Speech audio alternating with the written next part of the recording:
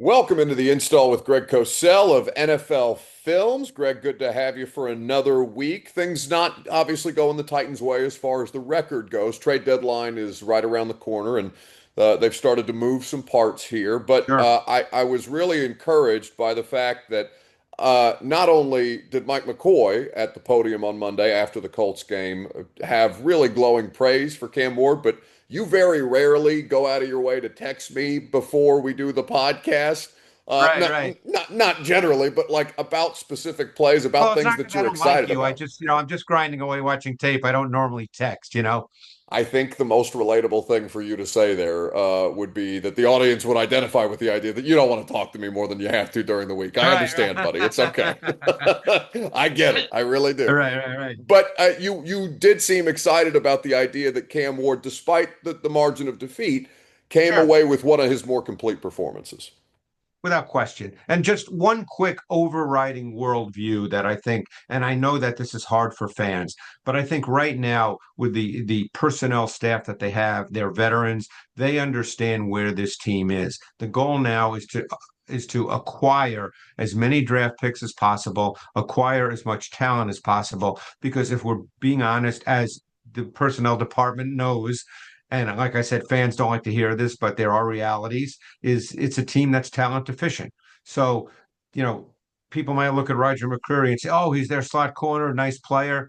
The point is, they're not going to sign him after this season. He's good, but not great. So let's just start accumulating draft picks. That's the overriding goal here. They need talent. They need players. So essentially, I think they've said that there's two guys that are untouchable. That's Ward and Simmons. And I think at that point, you're dealing with, hey, if a team makes an offer and you can get draft picks, we're good to go. So anyway, that's kind of the overriding view because it's not really about, obviously, would they like to win on Sunday against the Chargers? Of course they would, but it's not really about that right now. It's about making sure that Cam Ward continues to develop into ideally a great player. And to their credit, Greg, and I know again, to your point, fans don't want to hear this when you want your football season to matter, and obviously it's been some time since the Titans have played meaningful games. But Mike Borgonzi and Chad Brinker have been straight up about this from the jump, essentially, that they want to Right. accumulate. I believe they said 30 picks in the next three drafts, and as many picks in the top 100 as they can get. I think somewhere between Right. 10 to 12 was kind of their stated goal, if I remember correctly. So they've been up front with people about the idea that this is just going to take time, and that they've started to show some signs with the young offensive players. Now they can focus down the road on defense and kind of balance this thing out as we go. At least that's the hope, right?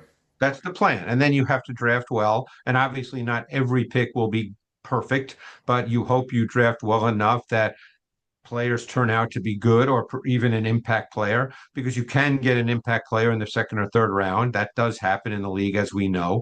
So that's the plan. But anyway, the goal is, as we discussed, I guess when Coach Callahan got fired, that the focus has to be on making Cam Ward a great player. Whoever the Yeah. coach is, however they go about it, that's got to be the plan. Because otherwise, unfortunately, as I said to you a few weeks ago, you and I would be having the same conversation in 2 or 3 years. And we don't want to be having that conversation in 2 or 3 years, nor do the fans. No. But I thought, let me try to put Cam Ward in context the way I look at quarterbacks. A lot of people might be aware of that if they've had a chance to come to our install, if they've heard me speak with you and on 3HL over the last number of years. There's certain things that I look for when you look at a quarterback that you have to be able to do in the NFL. We know that there's basics, and I'm giving a very Cliff Notes version, but we know that you have to be able to make the right decisions and throw the ball accurately. That would be the bottom line. But then there's so many things that go into that. And one of the things you have to be able to do in this league, especially as a pocket quarterback, and even though Cam can make some plays with movement, if he's going to become a great player, it's going to be because he becomes a precision pocket quarterback. And one of those things is being able to deliver the football with bodies around you. You have to be able to deliver the ball from squeezed pockets because that's going to happen in this league. And as an overview of his game against the Colts, I thought he showed tremendous poise and composure in squeezed pockets. I mean, quite frankly, the O-line, despite being rebuilt to some degree, has not played up to the level that they've hoped. That's just the reality. So he's been under a lot of duress this year, and it's been mixed. Being fair, the results have been uneven. There's been times he's been good, and other times he's been not so good. Um, and he'll have to continue to progress in that area. But I thought that on the first possession this week, it was 3rd and 10, and he hit DK, who, by the way, is really coming on. And I really liked his tape coming out of Florida. And I did get a chance to chat with him briefly when I was down there. Really impressive kid, as I'm sure you know. You've probably had a chance to talk to him as well. Really impressive kid. Um, I thought that was a great example of a couple of things. Number one, it's 3rd and 10, very difficult down to convert in the National Football League, even for great quarterbacks. And what happened is the Colts ended up playing cover two that they got to by changing the picture, Buck, pre-snap to post-snap with late rotation, which not only can be a problem for a young quarterback, but that can be a problem for any quarterback. And you're seeing that more and more in the league where teams change the picture pre-snap to post-snap because now they're demanding that the quarterback be a post snap operator. He's got to see that in the space of a beat because he doesn't have a lot of time. So that's the first thing. And Cam recognized that. And the second thing, the pocket got really squeezed on him. So he made the right throw. The concept was what we call dagger, where it's an inside vertical and a dig outside underneath it. And DK ran the dig. And he read it. He stood in there. He delivered the football, and there was a body. I think it was Moore that might have been pushed back into him, if I'm not mistaken. And literally when he threw the ball, there was you probably couldn't have put a piece of sandpaper between Moore and Ward. And he felt that there's no question. Quarterbacks feel that stuff, but he didn't break down. He kept his eyes downfield, and he delivered a strike. And those are the kinds of things I look at that you have to be able to do in this league. And I thought right away, I said, oh, haven't seen a lot of that this year. That's a really good sign. And that happened a number of times throughout the game, which is why I initially mentioned Buck the poise and composure. Because don't forget, this kid's been under a ton of pressure all year. It's very easy for quarterbacks look, I can go back years and years to tell you about quarterbacks that literally never got over the fact that they were under incredible duress as rookies and never could really get beyond that. And it's a hard thing.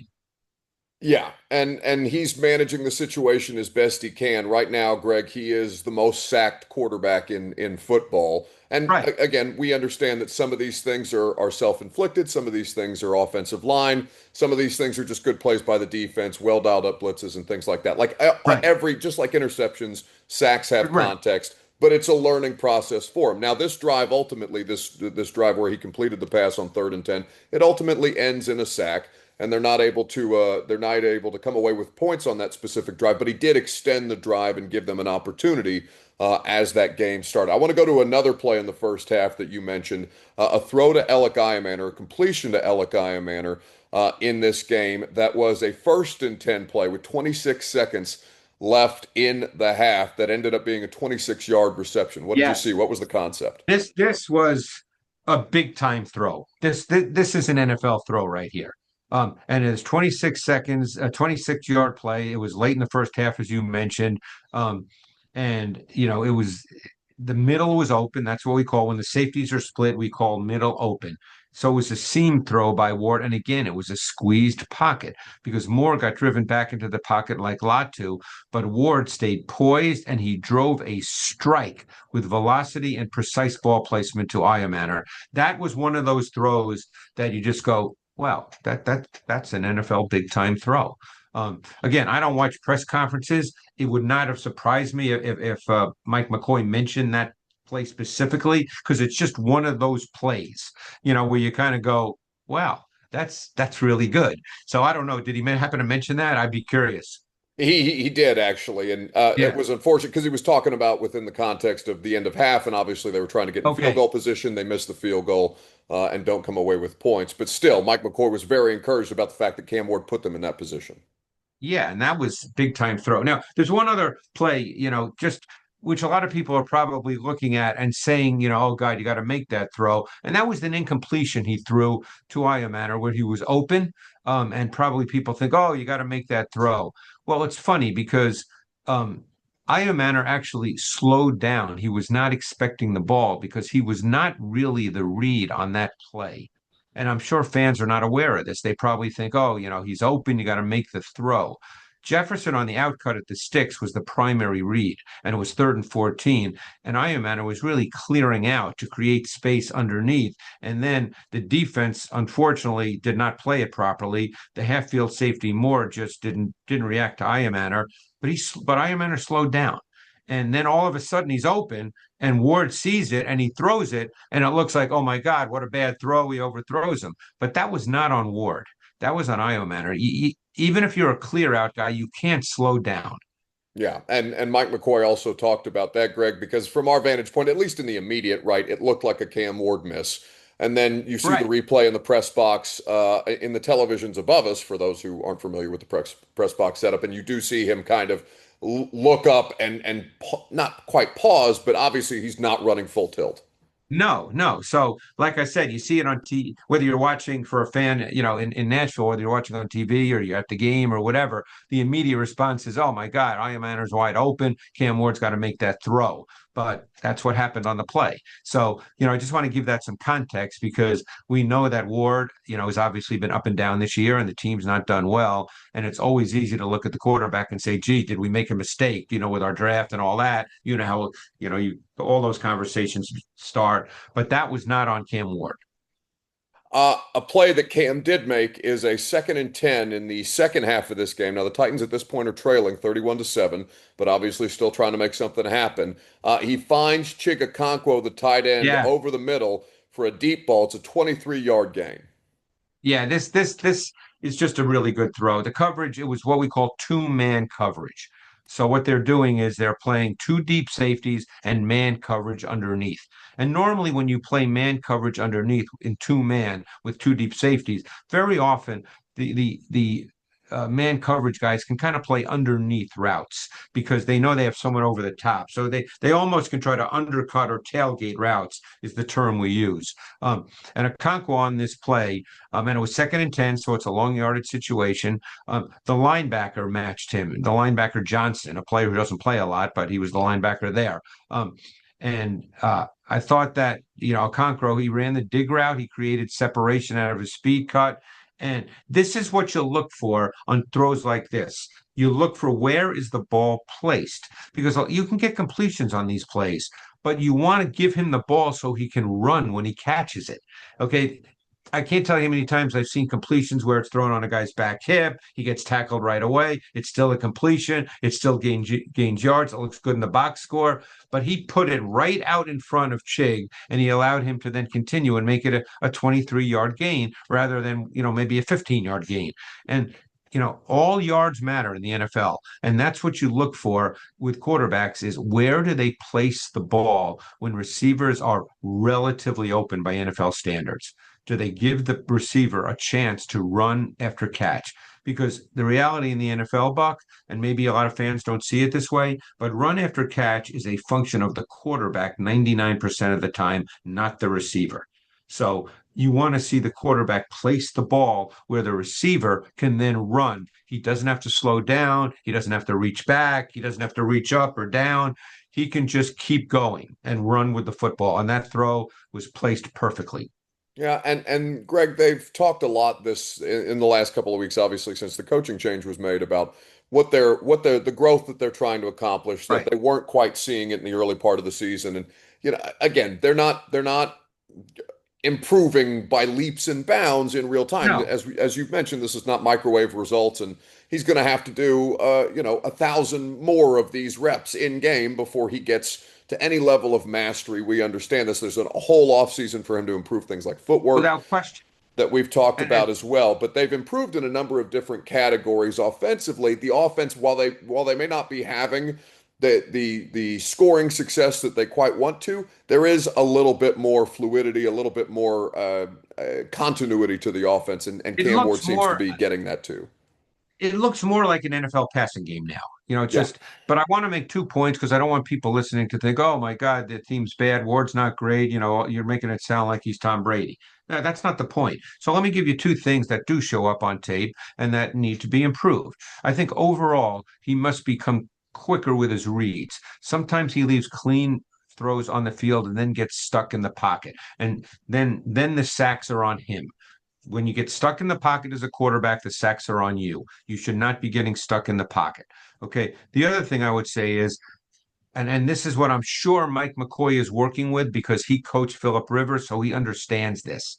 Um, Ward needs to develop a more refined sense of what I would call the choreography of the passing game, meaning tying his footwork and his drop and his back foot plant, which must become firmer, by the way, to his eyes and his delivery. That all has to become tied together, in a more, like I said, choreography is a good word. You think of dancers with choreography, but that's really what it is. It's really a dance. I mean, you take the snap, you drop back. There has to be a rhythm to it. There has to be a bounce to it. Then you plant that back foot. Your eyes and your feet have to be tied together. You know where you're looking. You deliver the football. It's all tied together. Cam has to develop a better sense of that because in college, you could sit there and wait and then deliver the ball. In the NFL, you can't sit there and wait and deliver the ball. You've got to, it has to be cleaner. He's brought up a number of different times the kind of teach tape that they're showing him, Greg, and Right. in fact, the opponent for the Titans this week in the Chargers, he's brought up Justin Herbert as an example that they've showed Cam Ward a couple of different times, and obviously they're not similar like players, but they're Um, trying to show him in some ways, operation. right. In some ways they are, but go ahead. I didn't mean to interrupt you.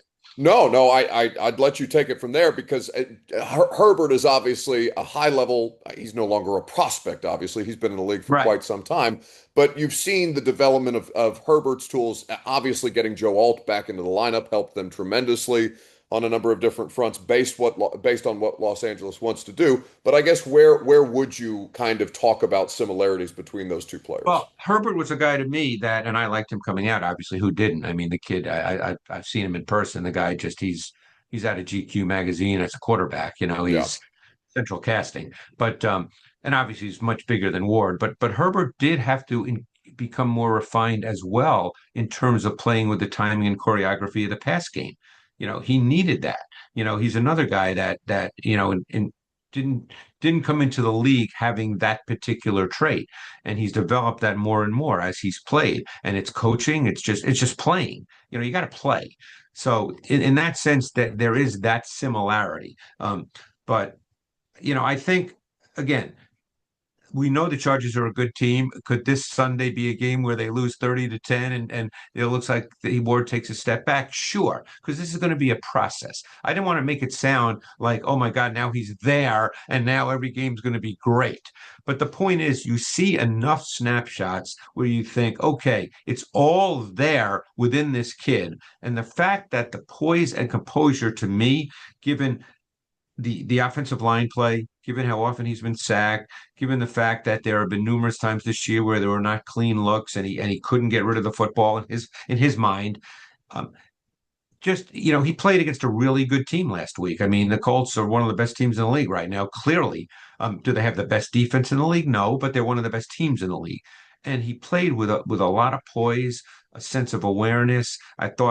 You know, I thought he played through the process of playing quarterback. It's a term I hear from Kurt Warner a lot, who I know well and talk to, and he teaches me about the quarterback position a lot too. I try to learn from as many people as I can, and he played through the process and the schematics of the pass game, and you got to be able to do that. You can't be a really good NFL quarterback if you can't do that. We all get excited when he runs around and makes a throw back across the field. And is he capable of doing that? Sure. But that's not what's going to make him a great quarterback if he's to reach that level. Yeah, you want that to be the exception, not the rule. You want him to operate within the concept of the offense or the concepts of the offense and do, make the things that would seem monotonous to Right. fans or whatever be routine so that he can be the most efficient version of himself and operate I'll at the highest level. I'll give you a play that it's probably a nothing play, okay? It was early in the fourth quarter. He got sacked, okay? And that sack was on Ward. Adebayor sacked him. You probably remember the play early in the fourth. Ward had Yep. Jefferson open on the dig route, but didn't turn it loose. That was an example where he never settled himself in the pocket ready to deliver. I mentioned that he has to, plant that back foot more firmly. That's something he's got to continue to work on. So he gets sacked. So the very next play, I think it's either second or 15 or third and 15. I can't remember. But he then comes back and hits DK for 14 yards, which he showed great coverage recognition and outstanding timing. And actually, the pass rusher beat the left tackle more, and he took a shot just as he finished his delivery. But he threw that ball really early. If you were sitting with me in my office, Buck, and I froze it literally just before he separated his hands, you'd go, I'm not sure he's throwing it to. It Yeah. doesn't look like there's a receiver. But that came right after a sack, and that says a lot because here he gets sacked. I guarantee deep down he knew that I missed that throw. That sack's on me. Players know that stuff. And then he comes back and executes at a high level. Those are the things you look for: staying poised, staying calculated within the game, staying controlled within the game. I think he's done a pretty good job of that throughout the season. He's a tough kid, and he's going to have to be to battle his way Yeah. through the rest of what this is going to be. And obviously, we're just looking for those moments of incremental growth to put together a well-rounded picture of what Right. Cam Ward can continue to become. And because the team's not very good, and the defense in particular is not very good as well, we talked about the O line. There's games where you get behind, once you get behind pretty big, everything changes. It's hard to play that way. And it Yeah. just magnifies, it makes the quarterback very often look like he's bad, but it's just hard to play that way. And the coaches don't want to play that way because then you feel like your game plan, you might as well just tear up that sheet of paper and move to something else because you can't. It becomes we've got to throw it almost every play. You try to stay as balanced as you can because it's so hard to pass protect every single play, for the O line because that's a reactive athletic move as opposed to a proactive athletic move. Pass protection, I'm talking about. So it's very hard. And the guys rushing are better athletes than your O linemen. Absolutely. Four teams on a bye in week 9. Of course, you can get the rest of your NFL weekend started with the NFL matchup show. We'll have the Ravens at the Dolphins tonight, which is actually a more intriguing team than the record between these two teams would I would agree. indicate. Yeah. But with Greg, with what's coming up on the matchup show, there are a handful of intriguing matchups all Well, over the place. What are you highlighting this week? well, obviously the game that everybody points to when the schedule comes out, it's probably the number one game of the year every season, it seems, in recent years, is Chiefs Bills. Right. So we're doing a full segment on that. I'm very anxious to see how this game plays out this year. Um, they've been super competitive games over the last what 4 years. It seems that the Chiefs win every regular season game. Excuse me, the Bills win every regular season game, and then the Chiefs beat them in the playoffs. That's what's happened. But that's the way it's been. I tell you, I want to give you a stat that blew me away when we did our work this week. With the guys on the matchup show. Hmm. The Lions play the Vikings this week, and the division games are always important, as you know. I know the Vikings are not as good this year as they were last year, but the Lions beat the Vikings twice last year. Okay, just check this out. You're seated, which is good because this number is ridiculous. Last year in the two games against the Vikings, Jahmyr Gibbs had 47 touches for 330 yards Oh my and God. 6 touchdowns just in the two games against the Vikings. Uh, those are Jonathan Taylor versus the Titans numbers, Greg. That seems Yeah, impossible. right. I mean, it's crazy. But the other big game, not the only other big game, but two really big games on the schedule this week are Colts, Steelers, Broncos, Texans. Hmm. Really big games on the schedule. So obviously they're in our matchup show. And yeah, so it's a good week actually, and Yeah, it was a good week of film for me because there were 6 buys, so I had a little less tape that I felt like oh my God, I missed that game and I missed that game. feel a little less pressed. And of course, we'll be Right. getting JJ McCarthy back in the lineup for the Yeah. Vikings this weekend, which will be interesting. And I'm always curious to see what happens between the Chiefs and the Bills. To your point, my friend, I appreciate your time as always. We'll see how things go on Sunday here locally, but we know that we'll at least have one thing to talk about for the rest of the season, and that's the progress of the young quarterback. No question. And we'll keep doing that because that's the key. Absolutely. All right, Greg. Thank you so much. Thanks, Buck.